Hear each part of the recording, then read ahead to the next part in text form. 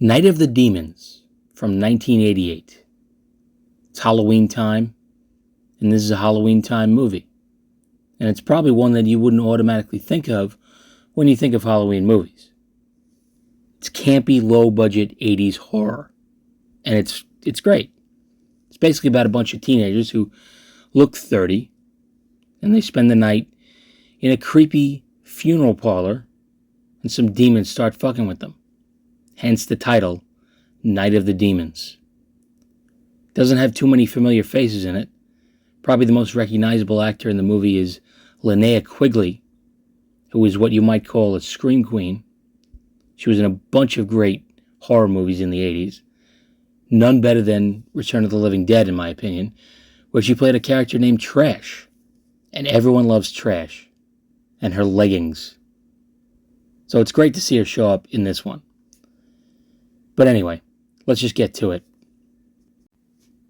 After a very long opening title sequence, almost 4 minutes, the movie opens up with some 35-year-old high school kids driving to a party on Halloween night. Drinking and driving, actually. So there's that. And their names are Stooge, Helen, and Roger. And Stooge asks Helen to take the wheel so he can show some old man his pumpkin underwear. And the old man is incensed by the sight of this fat guy's drawers. Hey, Grandpa, look at the mirror! You filthy bastards! Damn you all to hell! Happy Halloween, asshole! Damn kids. And this guy ends up dropping all of his groceries. I guess he went food shopping on Halloween night, as you do. And this is where we meet Judy. She's the nice girl of the movie, so you know that means she has a pretty decent chance at making it through to the end.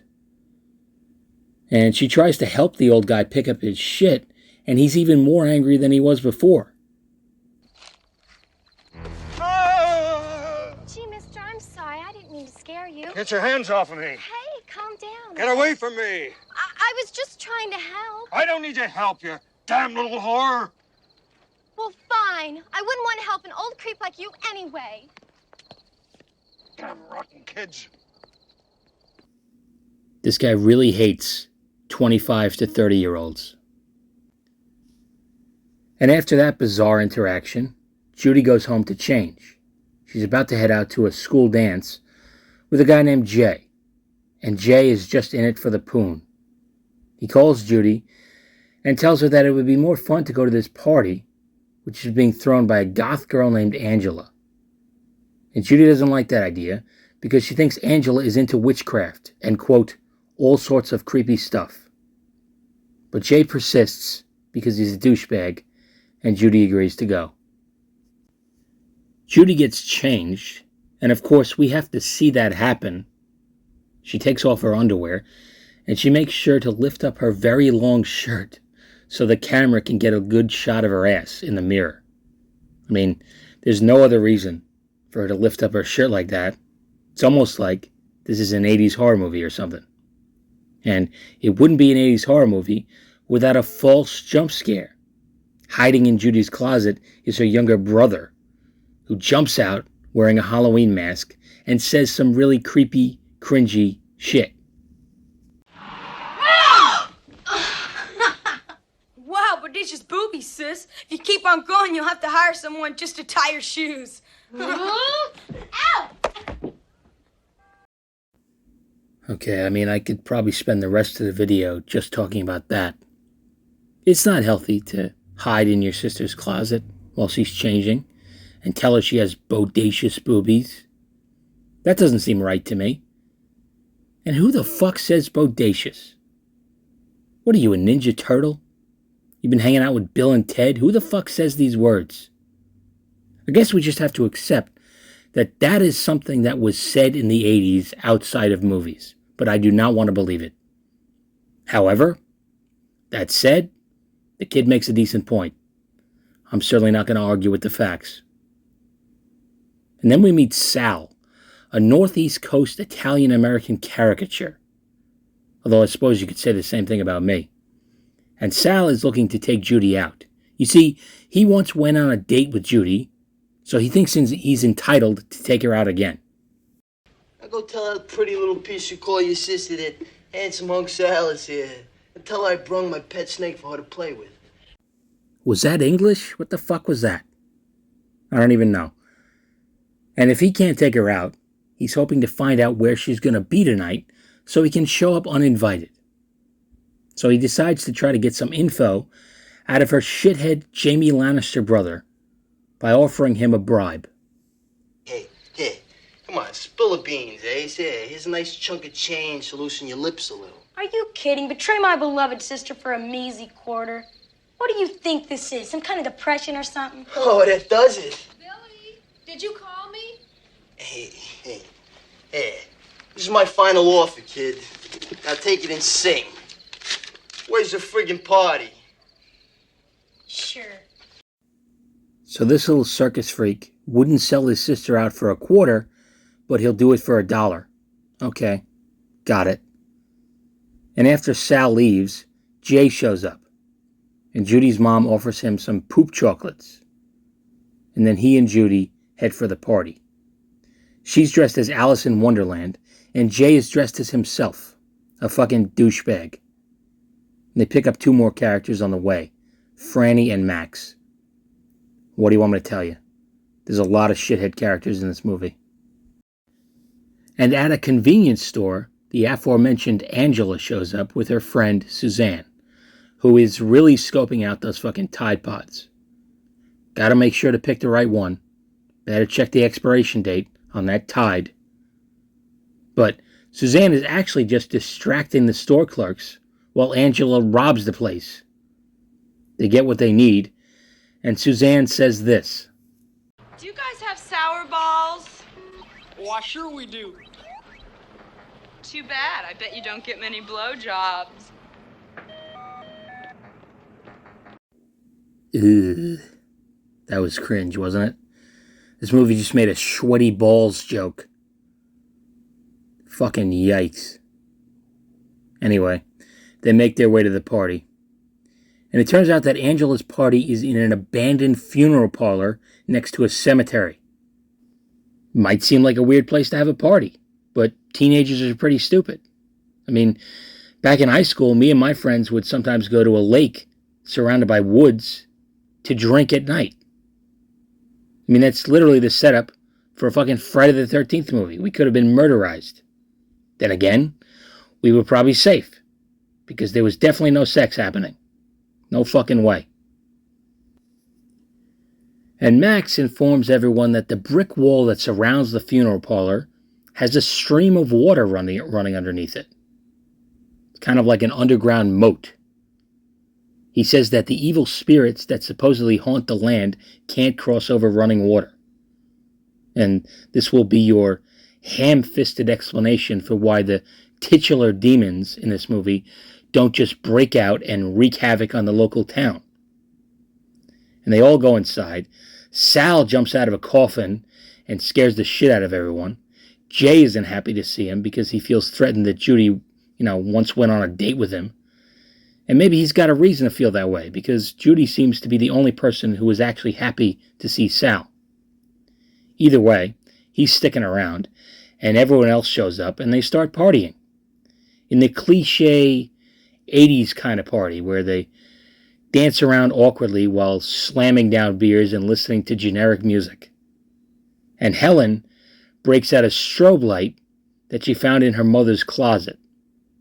She says she used to be an acid head. And this is a fantastic scene because not only does the music suck, but the visuals are almost seizure-inducing. But mercifully, the batteries on the boombox die. So naturally, they decide at this point to have a seance. As you do. I mean, once the music dies, what else is there? That's got to be your plan B, right? They all end up looking into a full-length mirror, and they say Candyman 5 times or some shit, and Helen sees a weird monster, and herself, dead. She flips out, and the mirror breaks. Somehow the shards are facing up, even though the mirror fell facing down. I can't explain that. And suddenly, a ghostly apparition breaks out of a crematorium and possesses Suzanne. Which is surprising, because I thought she was possessed this whole time. She is weird as fuck. And I guess she's only going to get weirder from this point on. And Angela says that the place is probably possessed by demons. And she would know because she's into witchcraft and all sorts of creepy stuff. Judy says they should leave. But the douchebags are having none of that. And this is where we get probably the most famous line in the movie. Maybe Roger's right. Maybe we should leave. Oh, come on, let's hang out. Yeah, eat a bowl of fuck. That's a weird thing to say. What is a bowl of fuck exactly? And I'm not sure if he's saying it as an insult, like it means go fuck yourself or something, or if he means, hey, let's stay and we'll all have a bowl of fuck. Let us all dine on this succulent porringer of fuck stew, shall we? I don't know. Anyway, Roger and Helen decide they're not interested in having a bowl of fuck in this murder mansion, so they leave. And the rest of the weirdos stay behind and explore. Well, the girls are exploring. The guys are just looking for a private room to bang in. And Suzanne kisses Angela and transfers some of her demon juices over to her. So now we got 2 possessed demon bitches in this place. Where's Ash Williams when you need him? And Max starts yapping some more. He explains that this place is built on an ancient Indian burial ground or some shit. We get it. This place is more haunted than Pazuzu's asshole. Enough already. And I guess that story must have turned Frankie on a bit because she and Max decide to go bang inside of a coffin. As you do. And Jay makes his move on Judy, if that's what you want to call it. Well, who gives? Not here, Jay. What do you mean, not here? This place, it's too creepy. Well, that's the whole idea. You're supposed to be jumping into my arms. Just hold me. So, basically Jay is saying, hey, I brought you here so you'd get scared and fuck me. Now what gives? I mean, that's what Twitter nerds might call saying the quiet part out loud, is it not? And Jay persists, and he's all over Judy. And it's pretty fucking weird because she's not at all into it. And he says to her that she slept with Sal, so what's the big deal? He basically thinks that if she fucked Sal, she'll fuck anybody. Which is a bold assumption. Especially since Judy and Sal apparently only went on 1 date. So I don't fucking know why he even thinks that they fucked. Jay's a douchebag, I don't know what to tell you.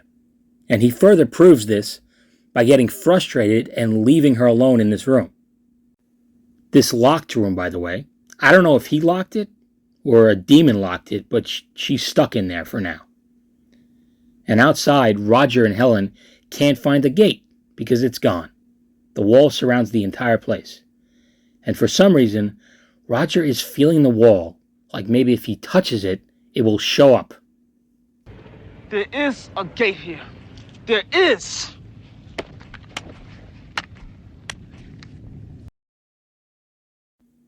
And Helen disappears mysteriously. Roger hears some creepy voices calling his name, and he decides to hide in one of the cars. And in the original party room, Angela is dancing around a bit with the strobe light. Stooge shows up and Angela kisses him.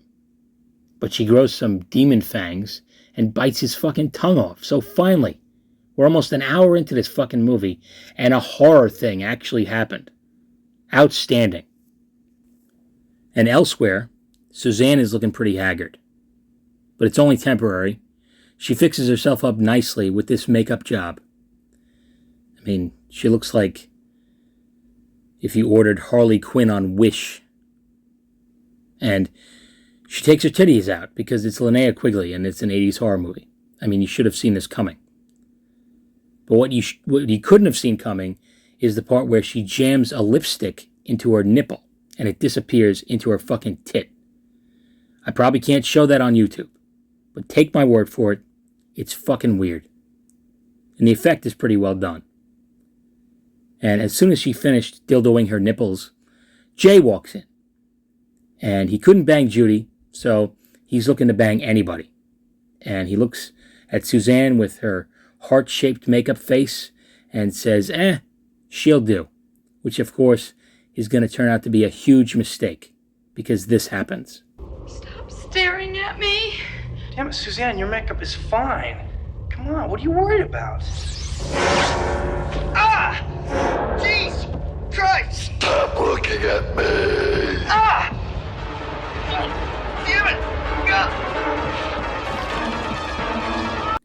So, scumbag Jay didn't even get to make cumsies.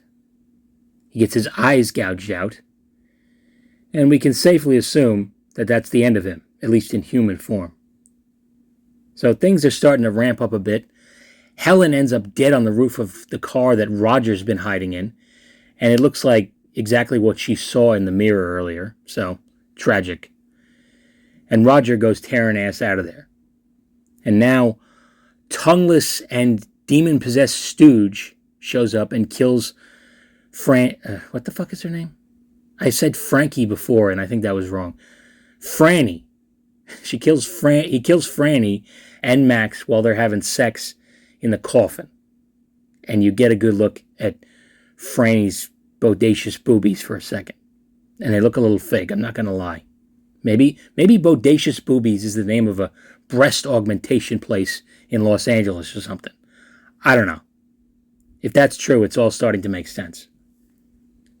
And here we go. Judy, Sal, and Roger are the only ones left, and they're in the fight of their lives. But before they can leave, Sal and Roger have to free Judy from the room that she's been hiding in, or been stuck in, actually. She spent like 15 or 20 minutes of the movie in this fucking room. And it does kind of seem like Jay locked her in when he went to fuck Suzanne. I mean, what a scumbag.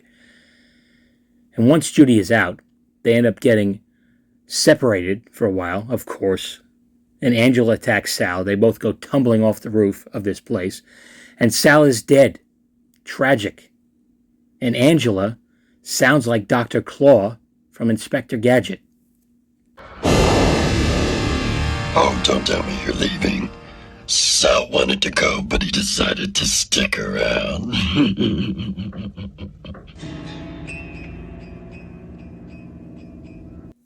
So that's Sal's birthday, huh? Born December 1970, died tonight, which is October 31st, 1988. So you're telling me this 27-year-old guy is not even 18? I doubt it. I seriously doubt it. And his last name is Romero, which I think has to be a nod to famed horror director George A. Romero, which I think is pretty cool.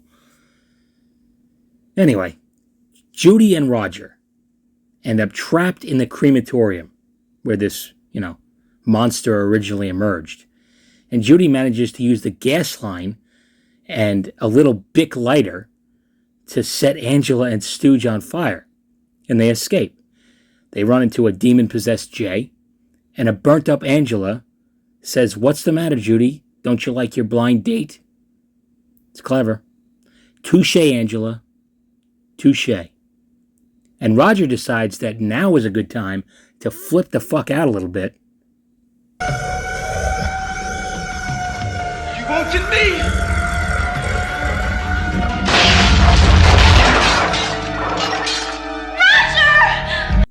So, he just abandons Judy by throwing himself through the window, and somehow he's fine. Judy follows him out, and they both scale the brick wall that seems to go on forever, and Roger gets to be a hero for once by pulling Judy up and over before the demons can get her. And the sun starts coming up, all the demons disappear into a cloud of dust, and the true form of the main demon is revealed. He looks like the skull of Cthulhu or something. It's pretty weird. And Roger and Judy make their long walk home, disheveled, bleeding, and traumatized. They pass by the grumpy old man from earlier, and he says they'll rot in hell. He then goes inside And his wife serves him some apple pie for breakfast, which is fucking weird. She says she used the leftover apples that he was giving out to trick-or-treaters. And just as she says this dude's throat bursts open and some razor blades come pouring out. I mean, what the fuck? If you took a bite out of some apple pie and... I mean, how long do you think it would take you to realize that there's a bunch of razor blades in it? Probably not too long, right? But this guy somehow managed to swallow all the razor blades without a hint of discomfort until the razor blades were already in his esophagus. Pretty fucking weird. And obviously, it's fucked up that he was giving out razor blades to kids to try to hurt kids. His wife seems to have been aware of this. She takes a lot of joy in his demise. But I guarantee you no kid was hurt by this guy's apples because no kids are going to be eating apples on Halloween. It's not going to happen. If someone gave me an apple when I was trick-or-treating, I would have went out to the curb and hurled it at his fucking bedroom window. This is what I think of your fucking apples. I said trick-or-treat, and I meant it. Give me a Butterfinger, you fuck. Anyway, that's Night of the Demons. Such a fun movie. Angela is by far the most interesting character in the movie, I think. I mean, she's on the poster for a reason, right? And Judy is kind of a weird protagonist, I think. Sometimes she's very proactive and clever, like when she uses the crematorium as a flamethrower. But other times she's just crying and screaming her head off. And personally, I think she's a little too nice. She comes off as so innocent that it's actually obnoxious. I mean, say something cunty for once in your life, will you please? The circumstances warrant it. Your date got mad that you didn't want to bang him in a haunted asylum, and then he turned into a demon after banging another demon. It's okay to tell him to fuck off. And it's worth noting that Roger, a black character in the 80s in a horror movie, not only doesn't die first, he doesn't die at all. Which, that's pretty groundbreaking, I think. It's pretty amazing that they broke that trope in the 80s. But of course, the downside to his character is that he's kind of a damsel in distress for a lot of the movie.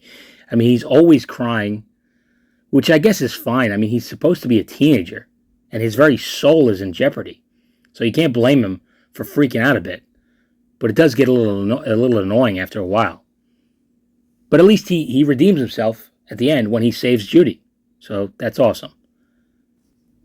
And yeah, that's Night of the Demons. It's a great movie to watch on Halloween, especially if you're looking for a Halloween movie that doesn't involve this turd. I do recommend it. But I think I've yapped long enough, don't you? I should probably wrap this up. But before I go, I want to say that I'm up over 200 subscribers now. 212 at the time of this recording. Which might not seem like a lot, but when I started this channel, I thought I'd be lucky to get 20 of my Twitter friends to subscribe. So, I just want to say thanks to everyone who enjoys my crudely made little videos. It makes it a lot more fun. But anyway, that's all I got for now. Happy Halloween. Hope you enjoy the spooky weekend. Go to some fun parties. Come home. Curl up with a nice bowl of fuck. And watch some scary shit. 'Tis the season. And until next time, take it easy.